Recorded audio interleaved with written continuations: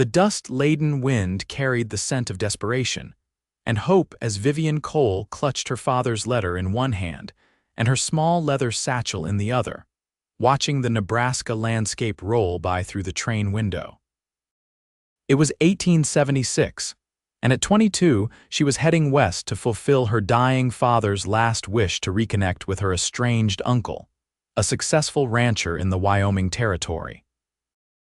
Vivian had never ventured beyond the boundaries of Boston society, where she'd been raised by her mother after her parents' separation 15 years earlier.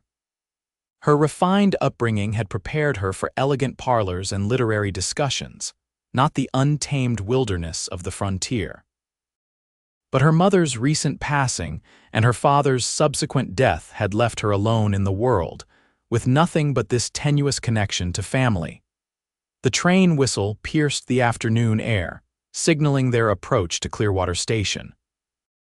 Vivian smoothed her navy traveling dress, gathered her belongings, and steeled herself for whatever awaited. The small platform came into view with only a handful of people waiting. No sign of the uncle she'd never met. As passengers disembarked, Vivian stood uncertainly on the platform, her parasol offering little protection against the relentless sun. The station agent, a thin man with spectacles perched on his nose, approached her. "Miss Cole, a message arrived for you this morning." He handed her a folded paper. "Your uncle sent word he's been delayed by cattle business, says to wait at the Clearwater Hotel and he'll send someone tomorrow." Disappointment washed over her, but Vivian thanked him politely. "Could you direct me to the hotel? Just down the main street, madam." "Can't miss it." He tipped his hat and hurried back to his duties. Vivian made her way down the dusty street, acutely aware of curious glances from locals. The Clearwater Hotel proved to be a 2-story wooden building, modest but clean. The proprietress, Mrs. Whitaker, a round woman with kind eyes, showed her to a small room overlooking the main street. "Dinner's at 6 sharp," Mrs. Whitaker informed her. "Town's not much, but it's safe enough for a lady to walk about before sundown. Just stay on the main street." After freshening up, Vivian ventured out, curiosity overcoming her fatigue. Clearwater was indeed small: a general store, livery stable, sheriff's office, saloon, and a handful of other establishments lined the main street. She paused outside the general store, examining the display of goods in the window. "You must be the Easterner everyone's talking about," a friendly voice said behind her. Vivian turned to find a young woman about her age, dressed in a simple but well-made blue dress, her blonde hair neatly pinned. "I'm Elizabeth Turner," the woman offered. "My father runs the mercantile. You look a bit lost." "Vivian Cole," she replied with a grateful smile. "I'm waiting for my uncle. He has a ranch near here." "Cole," Elizabeth's eyes widened. "You must be James Cole's niece from back east. Your uncle's one of the biggest ranchers in the territory." They spent the next hour together, with Elizabeth showing Vivian around town and sharing local gossip. By the time they parted, Vivian felt less adrift in this strange new world. The next morning brought disappointment: another message from her uncle, extending his absence for 3 more days due to trouble with rustlers. Vivian resigned herself to the wait, spending her days reading in her room or sitting in the hotel parlor. On the 3rd day, desperate for fresh air, she ventured beyond the main street to a small creek that ran behind the town. As she followed the bank, the sound of a child crying reached her ears. Rounding a bend, she discovered a small girl, no more than 5 years old, sitting on a rock, tears streaming down her dirty face. "Hello there," Vivian said gently, approaching slowly. "Are you hurt?" The child looked up, fear and hope mingling in her large brown eyes. Her dress was tattered, her dark hair matted and tangled. "I'm lost," she whimpered. "I'm Vivian," she said, kneeling despite the dirt. "What's your name?" "Sarah," the girl whispered. "I can't find Miss Martha." "Who's Miss Martha?" "She takes care of us at the home." "But she got mad and I ran away." Fresh tears welled up. Vivian reached out her hand. "Let's find Miss Martha together." Sarah nodded hesitantly, placing her small hand in Vivian's. They walked back toward town. the child explaining in broken sentences about the orphan home where she lived with 12 other children. As they approached the main street, a harried-looking woman in a faded black dress hurried toward them, relief flooding her face. Sarah Miller. "We've been searching everywhere." The woman took the girl's arm roughly. "What were you thinking, child?" "I found her by the creek," Vivian explained. "She was quite upset." The woman surveyed Vivian with suspicion. "Thank you for bringing her back, Miss Cole, Vivian Cole." "Martha Jenkins. I run the Clearwater Children's Home." She sighed, her stern expression softening slightly. "These children will be the death of me, I swear. 5 years I've been trying to keep them fed and clothed with hardly any support from the town." Vivian glanced at Sarah, who was staring at the ground. "I'd be interested in seeing your home if that would be acceptable. Perhaps I could help in some way during my stay." Martha looked surprised but nodded. "We're just past the church." "You're welcome anytime, though I warn you it's not a pretty sight." The next morning, Vivian made her way to the children's home, a weathered 2-story building with a sagging porch. Inside, she found controlled chaos children of various ages engaged in chores or lessons under Martha's watchful eye. "We lost our assistant last month," Martha explained as she showed Vivian around. "She married a farmer and moved away. It's just me now, trying to manage them all." The conditions were Spartan but clean. The children, ranging from toddlers to young teens, seemed well-behaved if subdued. Sarah brightened when she saw Vivian, rushing over to show her a crude doll made from sticks and scraps of fabric. "That's lovely, Sarah," Vivian said, genuinely touched by the child's enthusiasm. "Would you read to us?" Sarah asked, tugging at Vivian's hand. "Miss Martha says I ask too many questions when she reads." Vivian spent the afternoon reading to the younger children while Martha tended to other tasks. When it was time to leave, Sarah clung to her skirts. "Will you come back tomorrow?" the child asked, her eyes pleading. "If Miss Martha doesn't mind," Vivian replied, looking to the older woman. Martha shrugged. "We can use all the help we can get." Days passed and still no word from her uncle. Vivian found herself spending most of her time at the orphanage, helping with lessons and meals. Sarah had attached herself firmly to Vivian, following her everywhere and hanging on her every word. "You speak so pretty," Sarah told her one afternoon as Vivian combed the tangles from the girl's hair. "Like the ladies in the stories." "I grew up in a very different place," Vivian explained. "With different ways of speaking. Will you stay forever?" The question was asked with such innocent hope that Vivian felt her heart constrict. "I don't know how long I'll be here, Sarah. I'm waiting for my uncle." The girl's face fell. "Nobody stays, the nice ones always leave." Before Vivian could respond, commotion erupted outside. A deep voice called out orders as horses approached. Martha hurried to the window. "It's Henry O'Brien and his men," she announced, "bringing supplies." The children rushed outside, excited by the prospect of visitors. Vivian followed more sedately, curious about this benefactor. 4 riders had dismounted in front of the orphanage, unloading supplies from packhorses. The leader, a tall man with broad shoulders and a weathered face, was issuing instructions to the others. He removed his hat, revealing thick brown hair streaked with gold from the sun, and turned toward the building. His gaze caught Vivian's, and for a moment, time seemed to stop. His eyes were a startling blue against his tanned skin, and despite the trail dust covering his clothes, he carried himself with an easy confidence. He couldn't be more than 30, she guessed. "Miss Jenkins," he called, striding forward. "Sorry we're late. Had trouble on the North Range." Martha stepped forward. "Mr. O'Brien, this is Miss Cole. She's been helping with the children while waiting for her uncle." Henry O'Brien studied Vivian with interest. "Cole, James Cole's niece?" "Yes," Vivian confirmed, surprised. "Do you know my uncle?" A small smile touched his lips. "Your uncle's my nearest neighbor. Our ranches share a boundary line." He extended his hand. "Henry O'Brien, welcome to Wyoming Territory." His handshake was firm but not overpowering, his calloused palm a testament to hard work. "Thank you, Mr. O'Brien. I've been waiting for my uncle to send someone for nearly a week now. Concern crossed his face. That's not like James. He's been talking about your arrival for months. He turned to one of his men. Tom, ride to the Cole ranch and see what's happened. I'll escort Miss Cole back to town. As Tom rode off, Henry supervised the unloading of supplies, sacks of flour and sugar, salt pork, beans, coffee, and to the children's delight, hard candies and a small barrel of molasses. You do this regularly? Vivian asked as they watched the children examining their treats.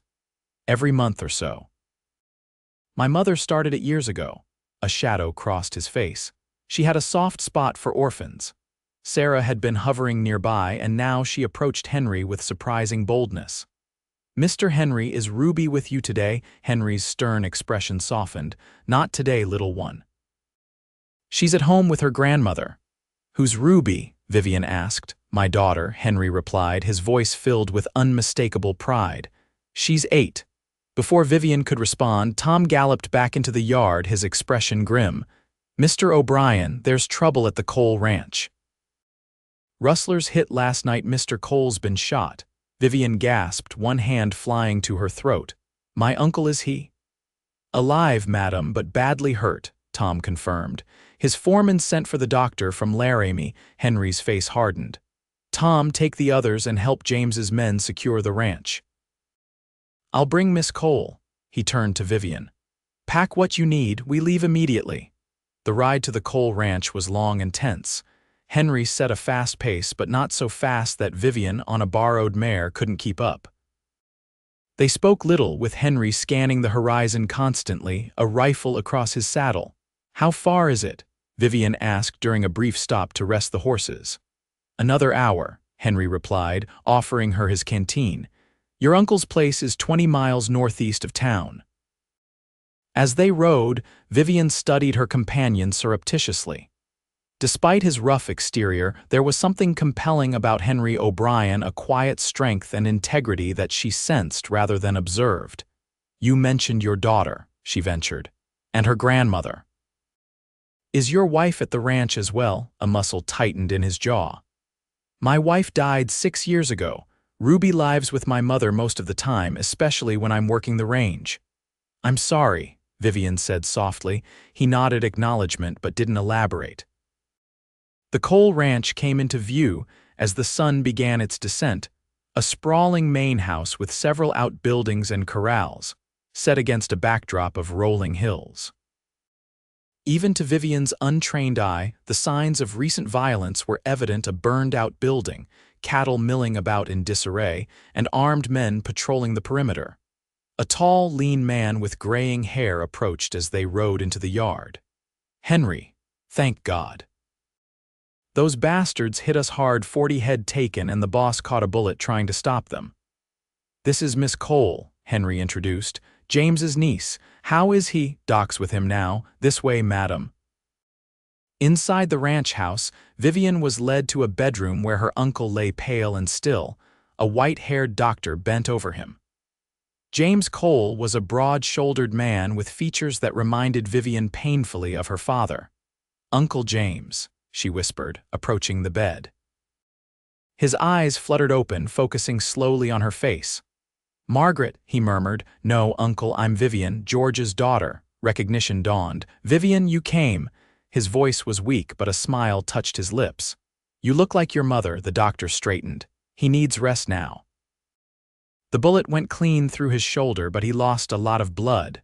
In the hallway, the doctor was more forthcoming. He's stable but weak. No riding or work for at least 6 weeks if he behaves himself. He won't, Henry said grimly. James Cole doesn't know how to sit still. Then someone will have to make him, the doctor replied, looking pointedly at Vivian. Of course I'll stay, she said immediately. He's my only family now. Over the next days, Vivian settled into life at the ranch. Her uncle improved slowly, chafing at his confinement but secretly pleased to have his niece there. The ranch hands, initially awkward around a city lady, warmed to her as she proved willing to learn and help. Henry O'Brien rode over frequently, ostensibly to check on James and discuss ranch business, but his gaze often followed Vivian as she moved about the house. A week after her arrival, he brought his daughter Ruby with him. Ruby was a spirited child with her father's blue eyes and dark blonde hair worn in 2 long braids. She regarded Vivian with frank curiosity. "Papa says you're from Boston," she stated during dinner. "Do you have fancy dresses like in the catalog pictures?" "Ruby," Henry admonished, but Vivian laughed. "I do have a few," she admitted, "though they're not very practical out here. Could I see them sometime?" Ruby asked hopefully. "Ruby loves pretty things," Henry explained, a hint of apology in his voice. "Her grandmother tries, but there's not much call for frills on a ranch." "I'd be happy to show you my dresses," Vivian told the girl. "Perhaps you could visit again soon." As the weeks passed, Henry and Ruby became regular visitors. Vivian found herself looking forward to their arrival, especially Henry's. Despite their different backgrounds, conversation flowed easily between them. He told her about building his ranch from nothing after coming west as a young man, and she shared stories of her life in Boston. One evening, as they sat on the porch watching the sunset while her uncle dozed inside, Henry turned to her with unusual hesitation. "I'm taking Ruby to the orphanage tomorrow. She likes to play with the children there," he paused. "Would you care to join us?" Vivian's face lit up. "I'd love to. I've been wondering how they're all doing, especially Sarah." The next day found them at the children's home, where Ruby was immediately surrounded by admirers. Vivian sought out Sarah, who squealed with delight upon seeing her. "You came back." The child exclaimed, throwing her arms around Vivian's waist. "I promised I would," Vivian reminded her, kneeling to hug the little girl properly. As the afternoon wore on, Vivian noticed Henry watching her interactions with the children, a thoughtful expression on his face. When Sarah fell asleep in Vivian's lap during story time, he gently lifted the child and carried her to her bed. "You're good with them," he commented as they prepared to leave. "Especially Sarah. She reminds me of myself at that age," Vivian admitted. "After my parents separated, I felt so lost. My mother did her best, but I missed having a complete family." Henry's expression softened. "Ruby was only 2 when her mother died. I worry sometimes that she's missing something essential growing up without a mother." "She seems well adjusted to me," Vivian assured him. "You're clearly a wonderful father." The ride back to the Cole ranch was companionable, with Ruby chattering about her adventures with the orphans. As they approached the ranch, Henry cleared his throat. "The town's holding a harvest dance next Saturday. Would you? That is, would you and your uncle care to attend? Ruby and I will be going." Vivian felt a flutter of anticipation. "I'd like that very much. I'm sure Uncle James would too if he's feeling up to it." The night of the dance arrived clear and cool. James Cole insisted on attending, though he was still weak. "Can't have people thinking I'm at death's door," he declared, allowing Vivian to help him into the wagon Henry had sent. The town hall had been transformed with autumn decorations, dried corn husks, pumpkins, and colorful leaves adorned the walls. A small band played lively tunes, and tables groaned under the weight of potluck offerings. Vivian wore her simplest evening dress, a deep green silk that highlighted her auburn hair and fair complexion. She felt conspicuous among the calico and homespun of the local women, but the appreciative glances from Henry made any discomfort worthwhile. "You look beautiful," he told her, his voice low as he claimed her for a dance. His hand at her waist was steady and warm, guiding her through the steps with surprising grace for a man who spent his days on horseback. "I didn't expect a cowboy to dance so well," she teased. A smile quirked his lips. "My mother insisted, said no son of hers would stomp around a dance floor like a newborn colt." They danced several times, talked, and shared punch. When Ruby fell asleep on a bench, worn out from dancing with every willing partner, Henry suggested they take her home. "I should stay with Uncle James," Vivian said reluctantly. "Nonsense," James interjected, overhearing. "Tom will drive me back when I'm ready. You go on ahead with Henry." The night air was crisp as Henry helped Vivian into his wagon, Ruby curled up asleep between them. Stars blazed overhead, more brilliant than Vivian had ever seen in Boston. "I never knew there were so many," she murmured, gazing upward. "One of the best things about the territory," Henry agreed, "makes a man feel small and significant all at once." They rode in comfortable silence for a while, the rhythmic clop of hooves and Ruby's soft breathing the only sounds. "You've adapted well," Henry observed finally. "Most Eastern ladies would be counting the days until they could return to civilization." Vivian considered this. "I thought I would be. But there's something honest about life here. In Boston, everything was about appearances, social standing, saying the right thing to the right people. Here, it's about survival, yes, but also about building something real." Henry nodded, his profile strong against the starlit sky. "That's why I came west. To build something of my own, not inherit someone else's dream." At the Cole Ranch, Henry carried Ruby inside while Vivian prepared coffee.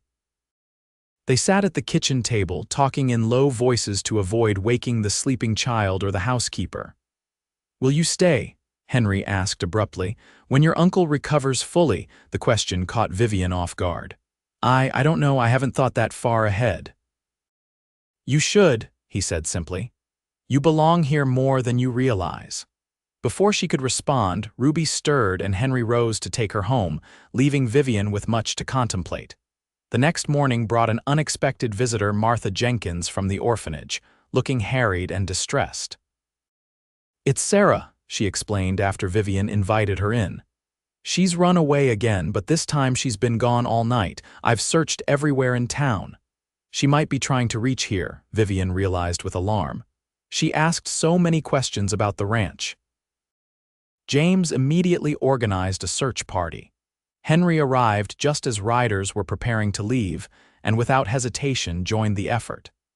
Vivian insisted on participating, certain that if Sarah was looking for her, she'd respond better to a familiar face.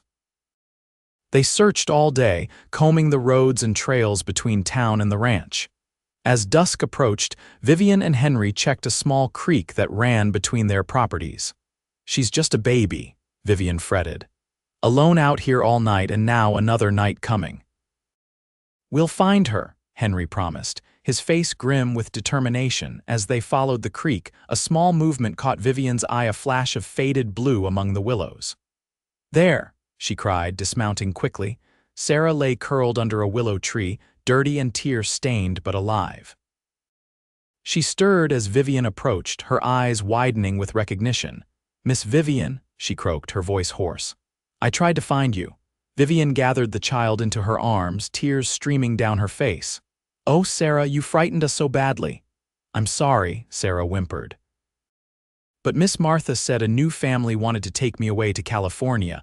I don't want to go away, I want to stay with you." Henry knelt beside them, wrapping his coat around the shivering child. "Let's get her warm, my ranch is closer." The O'Brien Ranch was smaller than the Cole spread, but equally well-maintained. A motherly woman with Henry's blue eyes, his mother, Vivian realized, took charge of Sarah, bathing her and feeding her hot soup, while Henry rode to inform the other searchers. Ruby was delighted by Sarah's presence, showing her around the house with proprietary pride. The two girls bonded instantly, with Ruby taking on the role of protective older sister. Late that night, after both girls were asleep, Vivian sat with Henry by the fireplace, discussing Sarah's future. "Martha says a childless couple from California arranged to adopt her," Vivian explained.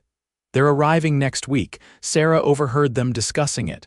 "And you?" Henry asked quietly. "How do you feel about that?" Vivian stared into the flames. "I've grown so attached to her. The thought of her being taken so far away."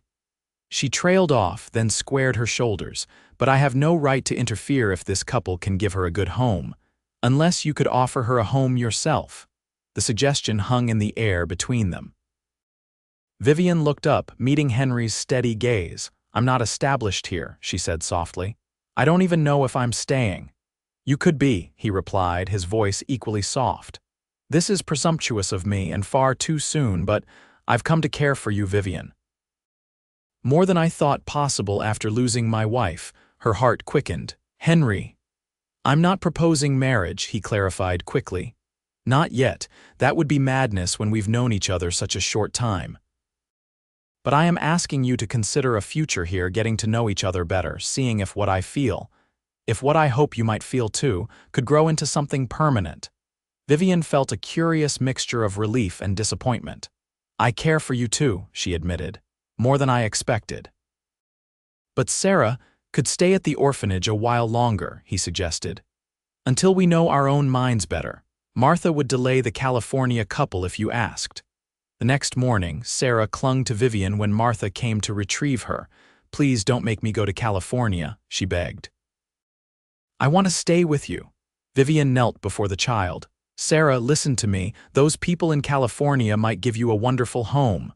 But I want you, Sarah insisted, tears welling in her eyes. You read to me and brush my hair and don't yell when I ask questions. Vivian's heart ached. Sarah, the little girl threw her arms around Vivian's neck. Be my mama, she whispered. Please be my mama. Ruby, who had been watching silently, stepped forward and took Sarah's hand. Papa, she said, turning to Henry with surprising gravity, could Sarah be my sister? Henry met Vivian's stunned gaze over the children's heads. That would be up to Miss Vivian, he said carefully. 3 weeks later, Vivian stood on the porch of the Cole Ranch, watching her uncle direct ranch hands as they mended fences. His recovery was nearly complete, and with it came a decision point for Vivian. You're staying, James said, joining her on the porch. It wasn't a question. How did you know? He chuckled. Henry O'Brien's been riding over here every day for weeks. Man's got it bad. And I've seen how you look at him. Vivian smiled, unable to deny it. He's asked me to marry him. About time.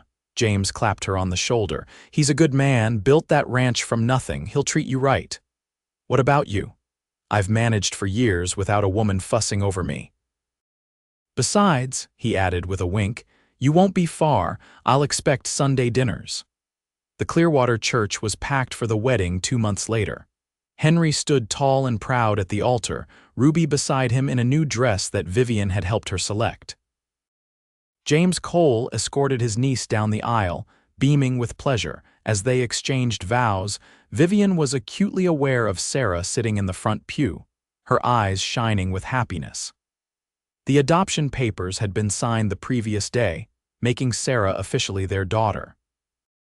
The celebration afterward was joyous, a true community gathering with food, music, and dancing that lasted well into the night. When it was time to leave, Sarah and Ruby climbed into the wagon with Henry and Vivian, heading for the O'Brien Ranch, now their family home. Later that night, with the girls asleep in their shared bedroom, Henry and Vivian stood on the porch of their home, his arm around her waist as they gazed at the star-filled sky. Happy? He asked, pressing a kiss to her temple. More than I ever imagined possible, she replied truthfully. When I came west, I was seeking the only family I had left. Instead, I found a new family, one of my own making. Our making, he corrected gently, turning her to face him. This is just the beginning, Vivian O'Brien. As his lips met hers, Vivian knew with absolute certainty that her journey west had led her exactly where she was meant to be, not to the past her father had wanted her to reclaim, but to a future bright with promise and love. 5 years later, the O'Brien Ranch had prospered and expanded.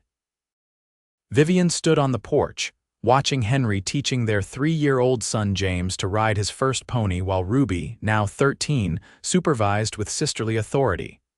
Sarah, 10 and blossoming, sat nearby sketching the scene with remarkable skill. Mama, look. James called, sitting proudly in the small saddle as Henry led the pony in a circle. I see you, darling, Vivian called back, one hand resting on her swollen belly where their next child grew. This life, so different from anything she had imagined in her Boston days, had brought her joy beyond measure. The open skies, the honest work, the challenges of frontier life had shaped her into a stronger, more capable woman than she had ever thought possible. And at the center of it all was the family they had built together, Henry with his steadfast love and quiet strength, Ruby, growing into a beautiful young woman with her father's integrity. Sarah, whose whispered plea had changed all their lives, little James, named for the uncle who visited often, and soon another child to join their circle of love. As the Wyoming sun set behind the mountains, painting the sky in brilliant hues of gold and crimson, Vivian offered a silent prayer of gratitude for the twist of fate that had brought her west to this land, to these children, to this man who had shown her the true meaning of home.